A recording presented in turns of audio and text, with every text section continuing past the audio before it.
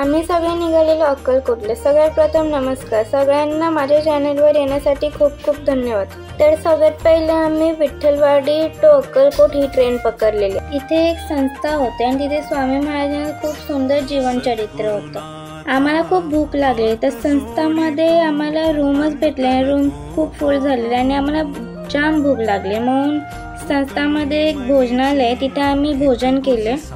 तुम्ही बघू शकता खूप सुंदर आणि खूप मोठी जागा आहे। अशा प्रकारे इथे रोज हजारो करोडो लोक येतात स्वामीजींचा प्रसाद ग्रहण करायला।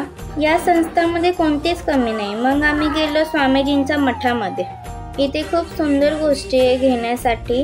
मग दुसऱ्या दिवशी आम्ही ठरवलं की संस्थामध्ये जरा फिरूया, कारण की अक्कलकोटमध्ये असं फिरण्याची जागा आम्हाला नक्की माहिती नव्हती। आम्ही फर्स्ट टाइम आलेलो तर सगळ्यात पहिले आम्हाला तिथे जाऊन कळलं की तिथे पार्क आहे।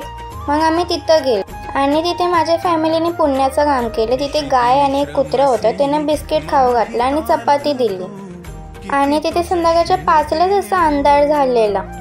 त्या पार्कच्या बाहेर एक तुळजाभवानीचं मंदिर होतं, तिथलं आम्ही खूप सुंदर दर्शन घेतलं।